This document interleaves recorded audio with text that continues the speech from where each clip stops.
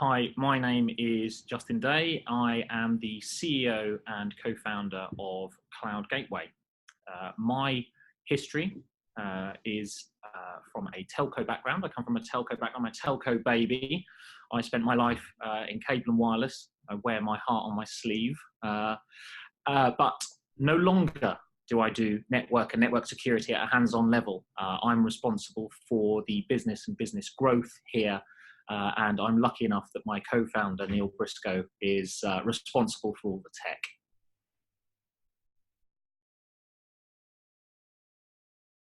Cloud means a number of things to a number of people. If we were to take the traditional tenets of cloud, that which you would find under a traditional wiki entry, you would find things like elasticity, self-serve, pay-as-you-go. And those are the sorts of answers that you would get when people ask you what cloud is about. But cloud for me has become more of a philosophy. So when someone asks me what cloud is, I respond with it being choice and pace of change. So this is a brave new world that everyone has the ability to become a part of, because the exponential curve of the change of IT allows people to have a much greater, more granular choice, and they can adopt those choices in a much more time-effective way than they've been afforded previously. So to power new business growth and use the cloud, I think the best example for me is to talk about Cloud Gateway itself. So cloud technologies allow us to, there's a theme here with what I'm talking about, is make more choices and make them more quickly, have more things available to us. And when we talk about Cloud Gateway is born out of a network and a network security background. And if we were to try and have created what Cloud Gateway does 5, 10 years ago, we would have had to have bought expensive tin. We would have had to have waited several weeks or months to get that tin. We'd have to have found a home for it. And this would have just taken too long, cost too much, and it just wouldn't have allowed SMEs like ourselves to be able to grow. What it allows you is a trial and error. Pivot and fail fast are great tenets of agile and agile methodology, and they're also very, very tightly coupled with cloud and cloud technologies, and that's what cloud has allowed us to do. What it does is it enables SMEs more so than ever. There are more SMEs and startups and tech startups, one-man bands, two-man bands, small companies than there ever has been before. And this is a really, really a great time for business and business in this country, because previously these people with great ideas simply wouldn't have had the chance to get off the ground. So the small and medium enterprises are really on the grow in the United Kingdom. But in turn, this is a ripple effect, because it's these SMEs that actually then power the large organizations to make the bigger changes. So the bigger changes that you'll see in the likes of your FTSE 100 companies, in your central government agencies, places like that, often they're quite large tankers, juggernauts to try and change and to turn. But what they're doing is they're adopting and embracing the SMEs who are also being powered by cloud. So what this effect has is across the entire industry, all organizations, all sectors. And that's all really powered by cloud technologies and cloud principles.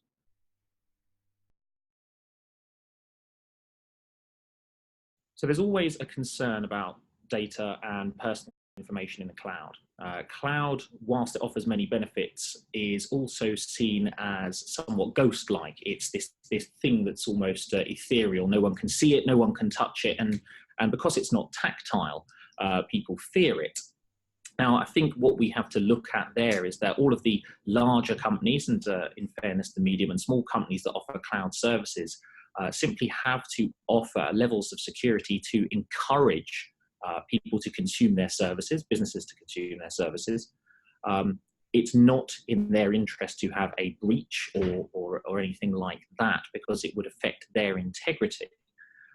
But the problem is that we think of them very much in this ethereal way. In reality, they are still data centers, and they're no different to the data centers of the past. When we talk about on-premise as opposed to cloud, the theory remains the same. lots of kit, lots of tin, lots of cabinets, lots of physical security on site. So has any of that really changed?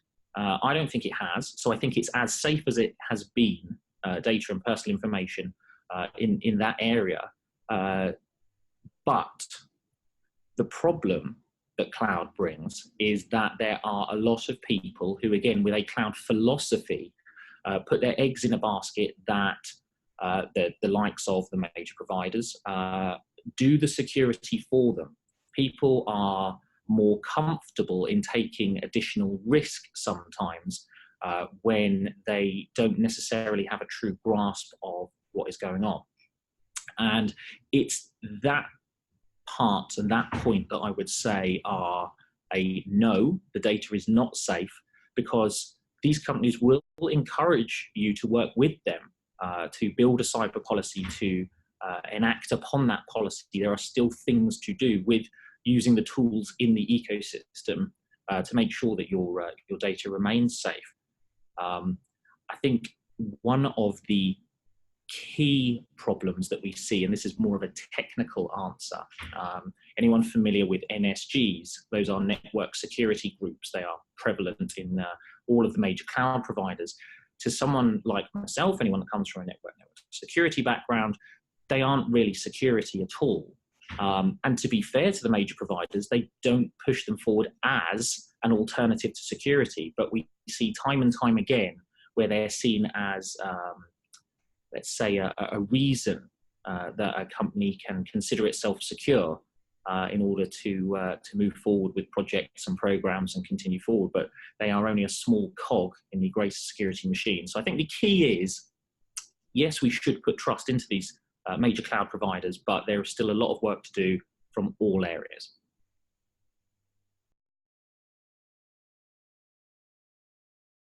So cloud computing has changed the way in which many areas of IT have had to approach skills.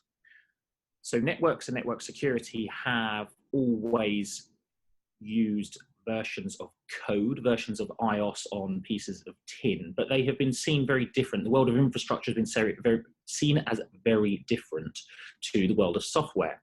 What cloud has done is convert most of the required skills to software, to code. So when I was younger and I was embarking upon my network career, the thought of being a software developer was a completely different area of IT and something I didn't need to concern myself with. Now that has completely changed. Whether you want to be in networks, network security, programming, development, whatever it may be, it's very much aligned to software, it's very much aligned to code, and it's very much aligned to that type of logic. And whilst all of those different skills mesh together across IT, it's definitely more software coding and development that has changed, and cloud is definitely changing that.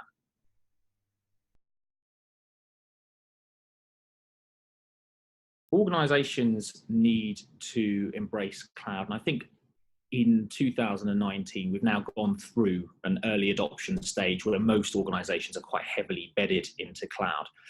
I think it's a case of not just trying to get ahead, but it's a case of keeping up. And it's a case of making sure that the end consumer, the customer of major organizations are being given the flexibility, the choice, that ability to have the options, be it in the world of insurance or paying your car tax or whatever it may be. And these are becoming expectations of people.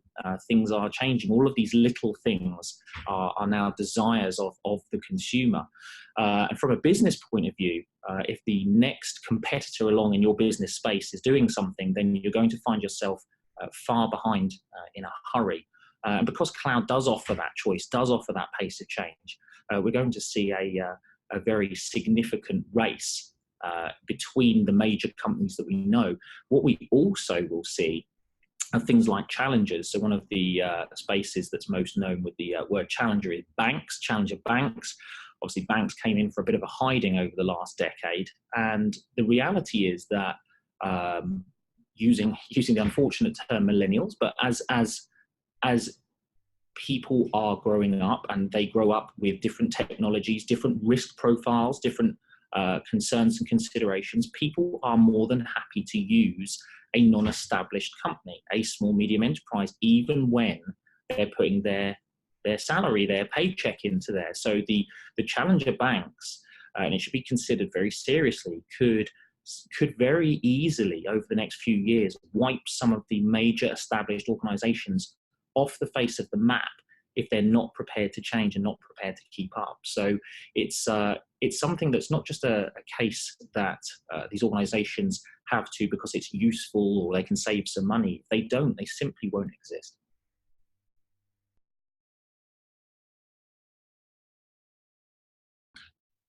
For someone embarking on their own cloud journey, starting a foundation course, I would advise to pay attention and to enjoy it. There are so many facets and little niches within cloud computing that doing something that you enjoy is really important. Understanding which part of it jumps out at you is really important. And I think it's similar to the whole agile framework and methodology. It's pivot and fail fast. Look at something, learn something, see if that works for you. And if it doesn't, there's going to be a whole load of other things out there for you. So that would be my advice.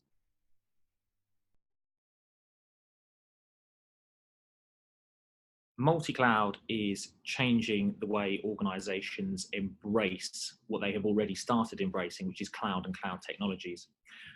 Multi-cloud to different people, again, means different things. If you were to look up what it's meant to mean, it would be the use of IaaS, PaaS, and SaaS. But what it's quickly become known to mean is more different vendors and merging and melding those into a greater ecosystem. So being able to take services from the likes of Azure, AWS, Google, and all of the other cloud providers and take them at different levels, IaaS, PaaS, and SaaS. And this wraps to my philosophy on cloud. This really is what I believe cloud is. It's choice.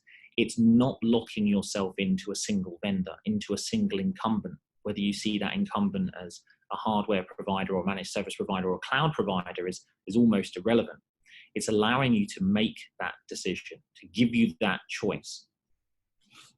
Having the different vendors and the different technologies available also allows you to pass that on to your customers, to your consumers. And I think what's most important about having access to multi-cloud is that what you need is access to the things tomorrow that you don't know you need today. And in having access to multi-cloud, multiple services, you have that entire ecosystem at your fingertips. It is effectively the internet of cloud, but it doesn't need to be accessed just across the internet. It's bringing all of those different technologies for connectivity, for security, for infrastructure, for hosting, and allowing those to be the ultimate ecosystem for any business.